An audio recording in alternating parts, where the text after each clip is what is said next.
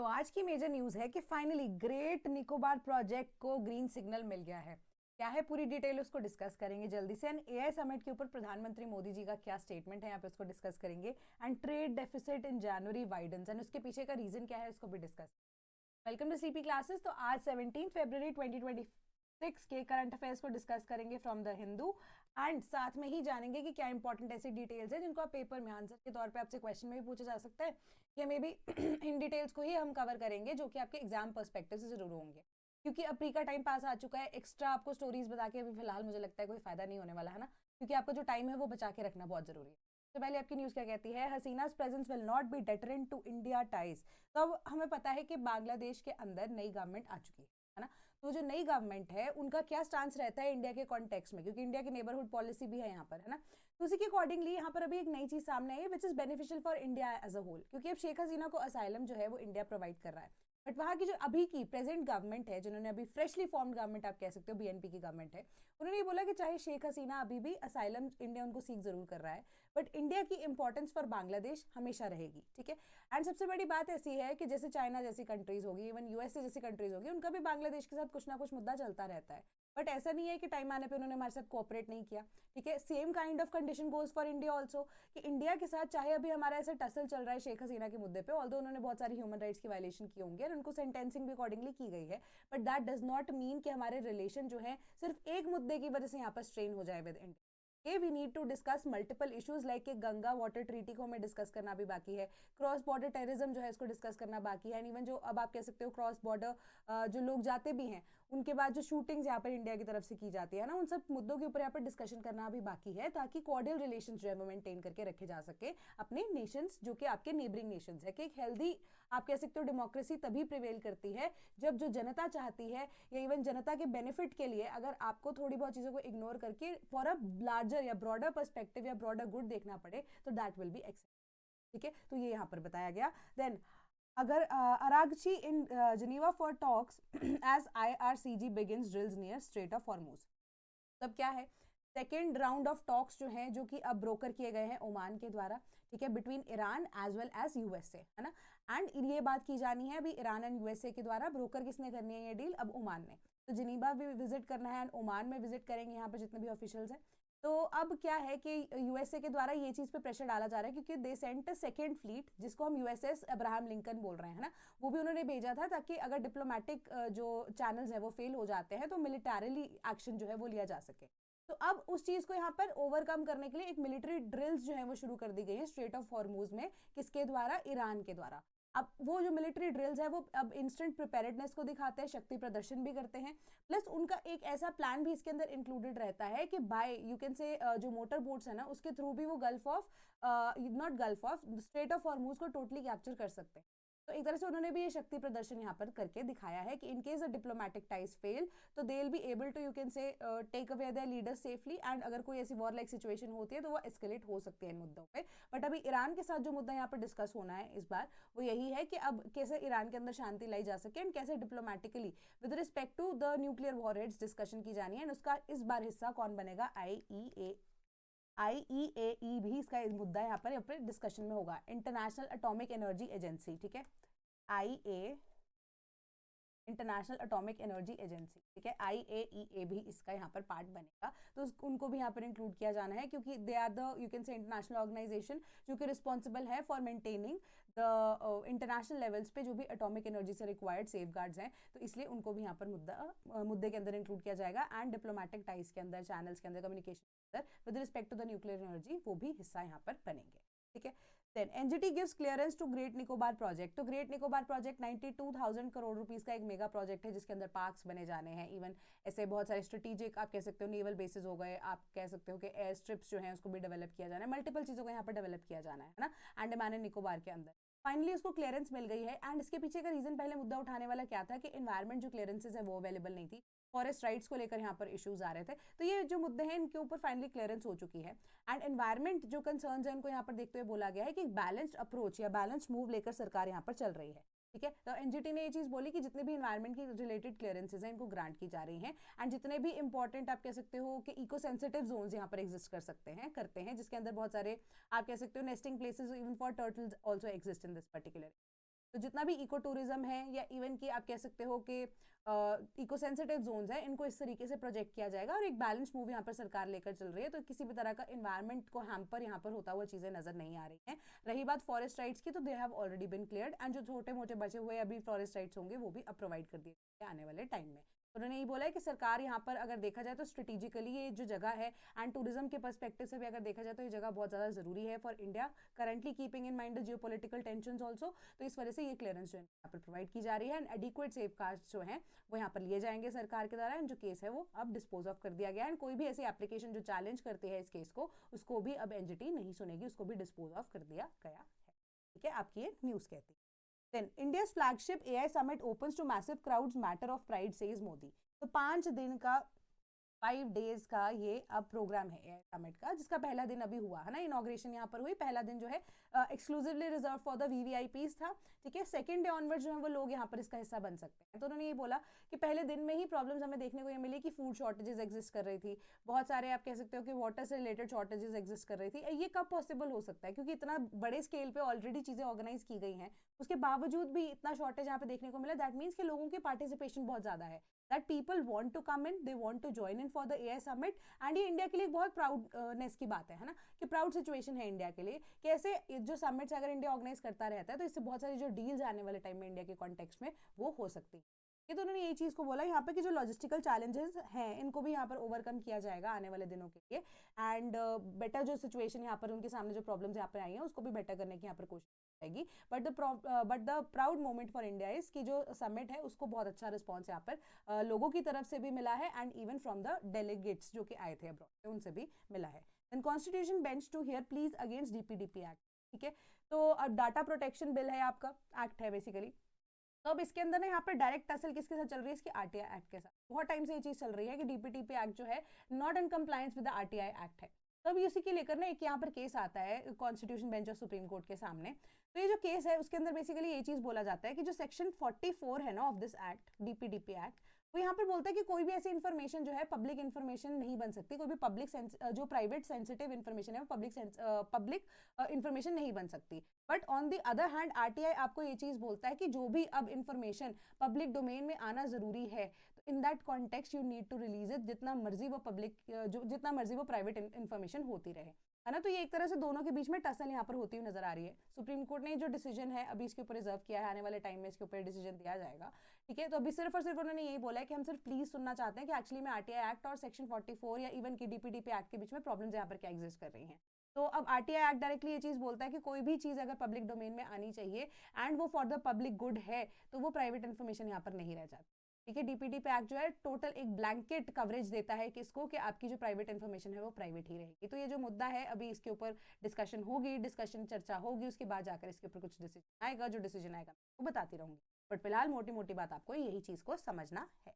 Then J&K plans to harness river waters as Indus Water Treaty is in abeyance। हमें पता है operation सिंदूर के पहले से ही, ऑपरेशन सिंदूर जब हुआ था उससे थोड़ा सा पहले से ही जो इंडस वाटर ट्रीटी है हमारी अबेयंस में है ना। तो अबेयंस की वजह से जो इंडस का पानी है वो अब आप कह सकते हो कि इंडिया रोक सकता है, अबेयंस के अंदर है ही है। तो अब यहाँ पर क्या है, अब इंडिया वांट्स कि जो पानी हमारे पास यहाँ पर एक्स्ट्रा बचता जा रहा है जो कि अर्लियर पाकिस्तान को दिया जाता था, इंडस वाटर ट्रीटी के अंडर हम उस वाटर को हार्नेस नहीं कर पा रहे थे, since it is in abeyance तो हम इसको यूज कर सकते हैं। तो अब पंजाब के थ्रू होते हुए रावी का पानी जो है वो पाकिस्तान को दे दिया जाता था। ठीक है, तो अब वहां पर शाहपुर कंडी डैम जो है इस साल खत्म होने वाला है, नियर कंप्लीशन है, तो वहां से अब रोका जा सकता है उस पानी को, और उसी पानी को हार्नेस किया जा सकता है, चैनलाइज किया जा सकता है ताकि वो पाकिस्तान ना भेजा जाए। एक ये है शाहपुर कंडी वाला आपका प्रोजेक्ट है। दूसरा आपका प्रोजेक्ट है जम्मू रीजन के अंदर। ठीक है, जम्मू रीजन के अंदर स्पेसिफिकली, अब इसका नाम जब मैं आपको यहाँ पर स्पेसिफिकली बता रही हूँ, डाइवर्ट किया जाएगा रावी के पानी को इनटू पंजाब, जम्मू रीजन के अंदर पुश किया जाएगा, एंड प्रोजेक्ट का नाम है Tulbul navigation barrage project Kashmir region के अंदर।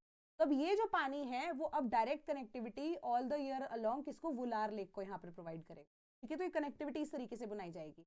तो अब उससे क्या होगा कि जो पानी है वो इंडिया अब इसको हार्नेस कर सकता है, चैनलाइज कर सकता है, एंड यूज कर सकता है for other purposes as well, since the treaty is in abeyance. तो अब ये जो प्रोजेक्ट है, जब हम तुलबुल प्रोजेक्ट की बात कर रहे हैं, 1987 में बंद कर दिया गया था क्योंकि इंडस वाटर ट्रीटी तब ऑन गोइंग थी, अबेयंस में नहीं थी, ऑन गोइंग थी। एंड पाकिस्तान के मुद्दा ये ऑब्जेक्शन रिलीज करने के बाद क्या होता है कि अब फाइनली जो प्रोजेक्ट है इसको रोक दिया जाता है। ठीक है, तो अब since it is in abeyance तो अब वो पानी जो है India utilise then Supreme Court dismisses pleas against Himanta's hate speech video.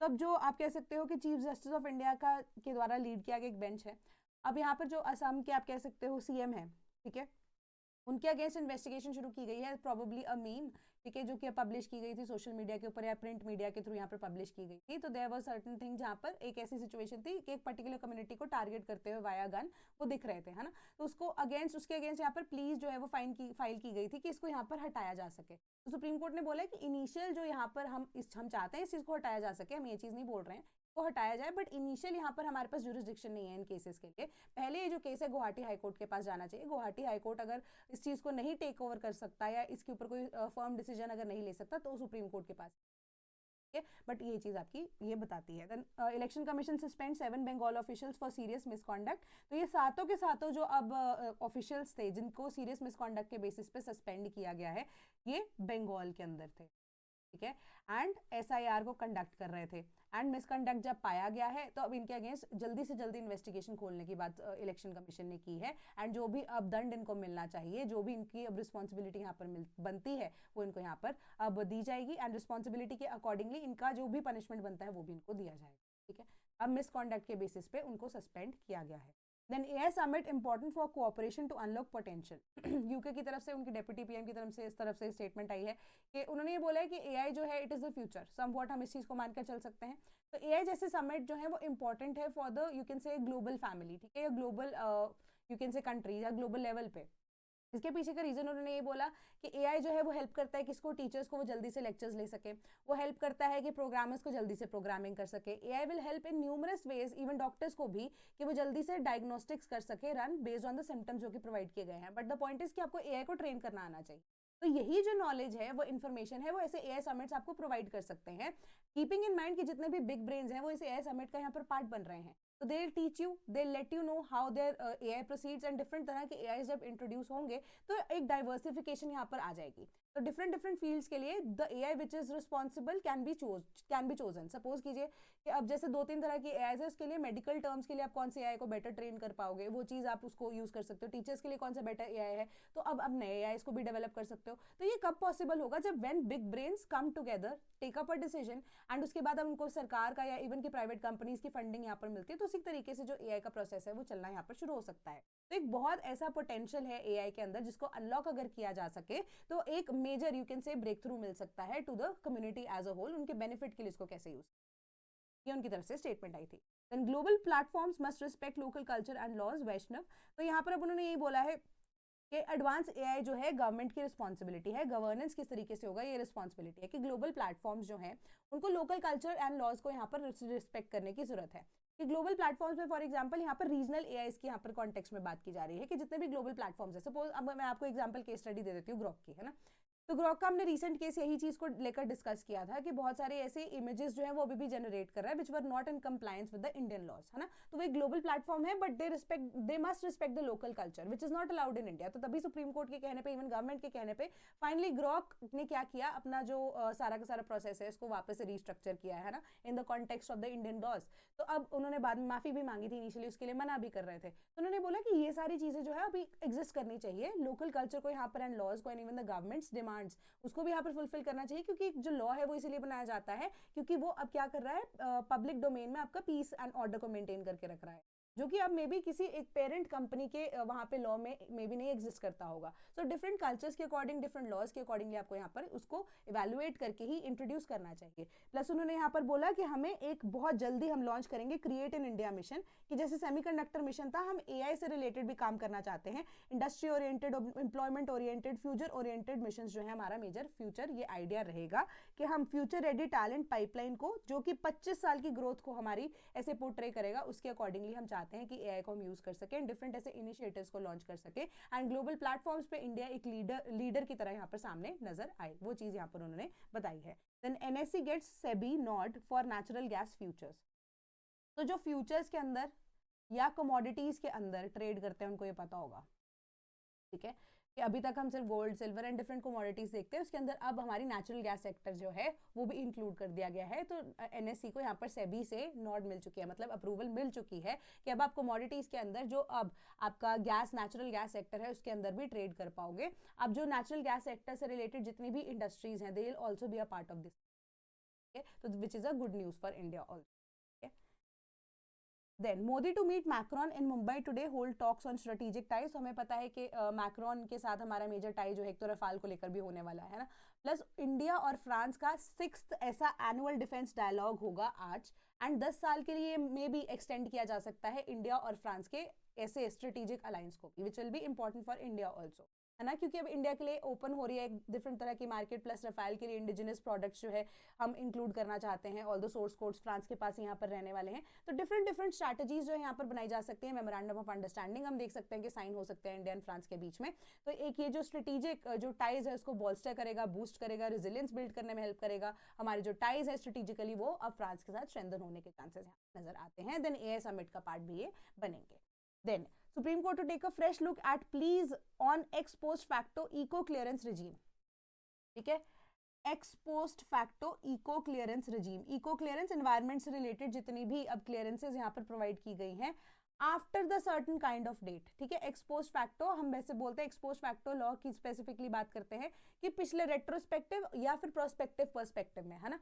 तो अब यहाँ पर ना इन्वायरमेंट से रिलेटेड जो क्लियरेंसेज हैं उसके अकॉर्डिंगली जो 2017 से 2021 के बीच में इको टूरिज्म के लिए या इकोलॉजिकली आप या एनवायरनमेंट के कॉन्टेक्स्ट में जितनी भी क्लियरेंसेस दी गई हैं उसके ऊपर सुप्रीम कोर्ट के सामने जो प्लीज आई हैं, जो मुद्दे यहाँ पर रेज हो रहे हैं उसको रीअसेस करने की बात की जा रही है कि 2017 से लेकर 2021 के बीच में जितनी भी रेट्रोस्पेक्टिवली यहाँ पर अब सरकार के द्वारा क्लियरेंसेस दी गई हैं क्या वो वैलिड है भी या नहीं है, या उसको रेट्रोस्पेक्टिव कॉन्टेक्स्ट में दिया जा भी सकता था या नहीं दिया जा सकता था, या वो प्रोस्पेक्टिव पर्सपेक्टिव से ही दिया जा सकता था। तो ये सारी की सारी जो चैलेंजेस हैं यहाँ पर उससे लेकर क्या है, क्या क्या यहाँ पर प्ली दी गई है, प्ली के अकॉर्डिंगली क्या क्या यहाँ पर सीख किया जा रहा है, एक एक केस को यहाँ पर क्यूमुलेटिवली सुनने की बात की जाएगी कि 2017 से 2021 के बीच में जो इको क्लियरेंसेज हैं वो अब किस बेसिस पे दी गई हैं, वो सही दी भी गई हैं या नहीं दी गई हैं, सारे जितने भी हमारे पास आइडियाज थे, जो भी अब रिक्वायर्ड सर्टिफिकेट्स थे वो हुए भी हैं, अवेलेबल थे भी या नहीं थे। ठीक है, तो उसी के अकॉर्डिंगली सेंट्रल गवर्नमेंट को फर्दर समन किया जाएगा इन केस किसी भी तरह की ऐसी डिस्क्रिपेंसी पाई जाती है। देन नेक्स्ट आपकी न्यूज कहती है January trade deficit widens before US tariff relief kicks in. तो अब टैरिफ रिलीफ जो है 50% से सीधा 18% तक आ चुका है ना, बट उससे पहले भी तो हमें इकोनॉमी देखनी है, अपनी जो ट्रेड डेफिसिट है हमारा इंक्रीज होता हुआ नजर आ रहा है क्योंकि हमारे गोल्ड और सिल्वर के जो इंपोर्ट्स हैं वो अब 12% से इंक्रीज हो गए मंथ ऑन मंथ बेसिस। ये जनवरी की आपसे बात की जा रही है, तो 71.24 बिलियन डॉलर्स का हमने इंपोर्ट जो है सिर्फ और सिर्फ गोल्ड एंड सिल्वर के कॉन्टेक्स्ट में along with other commodities import किया है in the month of January, जिस वजह से हमारा जो ट्रेड डेफिसिट है वो अब बढ़ता हुआ नजर आ रहा है। एंड हमारे एक्सपोर्ट्स 5% से गिर गए थे, जो कि 5% की वैल्यू आपको 36.56 बिलियन डॉलर्स बताया गया है। एंड ट्रेड डेलीगेशन जो है वो वॉशिंगटन जाने वाली है फॉर द ट्रेड टॉक्स के 18% के आसपास जो हमारा जो टैरिफ है वो कब से एप्लीकेबल होगा, क्या क्या चीजें यहाँ पर इंक्लूड होंगी एंड यूएसए के साथ हमारे क्या टाइज हो सकते हैं, क्या हमें यहाँ पर रिलीफ मिल सकता है क्या नहीं। ठीक है, बस आपको इतनी चीज जानने की जरूरत है। Then Japan protest Chinese diplomat's comments on reviving militarism. तो यहाँ पर क्या होता है, चाइना और जापान का आपस में यहाँ पर टसल चलता है, तो सेनकाकू आइलैंड्स हो गया, इवन ताइवान का इशू हो गया, इवन यूएसए का एलाई बनने वाली बात हो गई, तो ये सारी चीजें जो है अब कुछ ना कुछ लेकर आती रहती है ना। तो अब जापान के अंदर मिलिटरिज्म या मिलिट्री जो रिजीम है वो वापस रिवाइव करने का जो कमेंट है वो अब चाइना ने किया था जापान के ऊपर, to which Japan totally you can say Japan protested in you can say aggressive manner, कि ऐसा कुछ भी नहीं है कि हम अभी भी एक डेमोक्रेसी की तरह ही काम कर रहे हैं, किसी भी तरह का मिलिट्री रूल जापान के अंदर एग्जिस्ट नहीं, जस्ट एक आपस में एक व्यू एक्सचेंज हुआ है। Then NPCI extends UPI one world to AI summit foreign visitors. तो यूपीआई जो है सरकार का एक ऐसा आप कह सकते हो कि प्रोग्राम है जिसको अभी 9 कंट्रीज के अंदर चलाया तो जा रहा है ऑफिशियली, बट अब इसको एक्सपैंड करने का मौका एआई समिट जैसे जो आप कह सकते हो एआई समिट जैसे जितने भी ऐसे प्रोग्राम्स हैं वो देते हैं ना। तब कोई भी ऐसा व्यक्ति जो कि फॉरेन डेलीगेट है इंडिया में आया है फॉर एआई समिट, तो उनको एक्सक्लूसिवली यूपीआई वन वर्ल्ड का एक्सेस दिया गया है, जिसके अकॉर्डिंगली वो किसी भी तरह की पेमेंट कर सकता है इन इंडिया यूजिंग यूपीआई। ठीक है, इससे क्या होगा, अब प्रोस्पेक्ट जो है वो बढ़ते जा रहे हैं कि ये मेरा प्रोडक्ट है। अब हमने डिमांड तो आए या ना आए वो हमें पता नहीं, बट हम पहले एक वॉइड क्रिएट करें कि पेमेंट को लेकर ये इशू हो सकता है, तो उसके बाद हम जब हम किसी भी तरह की डिमांड क्रिएट कर रहे हैं उसके थ्रू एंड उसके बाद हम सप्लाई भी यहाँ पे प्रोवाइड कर रहे हैं, तो यूपीआई के सक्सेस के chances at a global level even more बढ़ जाते हैं, ठीक है। तो ये आपको बताया जा रहा है। तो यहाँ पर वो मर्चेंट टू मर्चेंट है, इवन की आप कह सकते हो कि यूजर जैसे कि हम जैसे यूजर है, कंज्यूमर टू मर्चेंट पेमेंट्स जो है वो भी अलाउ यहाँ पर की गई।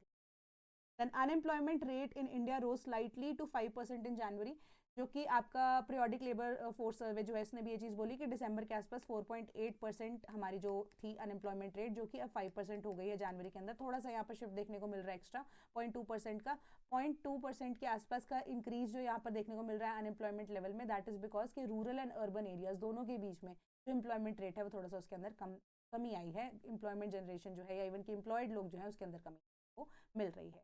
Then West Bank land registration move by Israel draws out। तब क्या हो रहा है, वेस्ट बैंक वाला रीजन जो है ना, वहां पर अब इजराइल की गवर्नमेंट क्या बोल रही है कि हम स्टेट प्रॉपर्टी के नाम पे कुछ ना कुछ खरीद सकते हैं, ठीक है, कि यानी कि इजराइल जो है वो स्टेट प्रॉपर्टी के नाम पे रजिस्ट्रेशंस कंडक्ट कर सकते हैं। एंड कोई भी ऐसा मुद्दा होता है इन केस ऑफ प्रॉपर्टी की ओनरशिप को लेकर, तो उस केस में जो इजराइल की गवर्नमेंट है they are willing to adjudicate the matter with the government जो कि पैलेस्टीन के अंदर।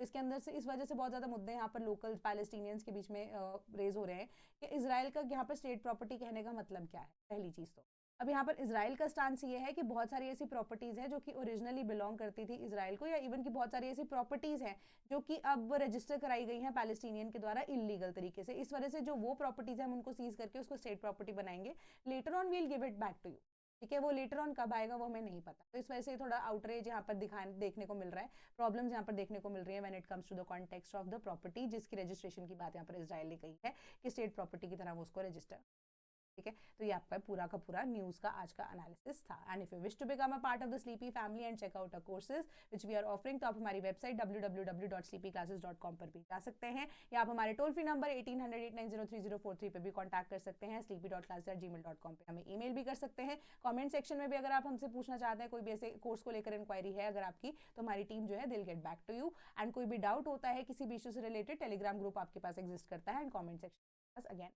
है, तो आप अपना डाउट वहां पर भी पोस्ट, ठीक है। That is all from my side today. पढ़ते रहिए, लिखते रहिए, तैयारी अब जोरों शोरों से होनी चाहिए। आई होप आपने वो रजिस्ट्रेशन फॉर्म भर दिया यूपीएससी का कि टाइम एंड अगेन प्लीज, यहाँ पर बहुत लंबा फॉर्म है 4 से 5 घंटे का, तो आई जस्ट से कि लास्ट डेज की यहाँ पर वेट मत करो, ठीक है। अभी से ही फॉर्म फिल करके आप जो भी अपडेटेड चीजें हैं उसके बारे में बता सकते हैं, ठीक है। तो अब that is all from my side today, thank you so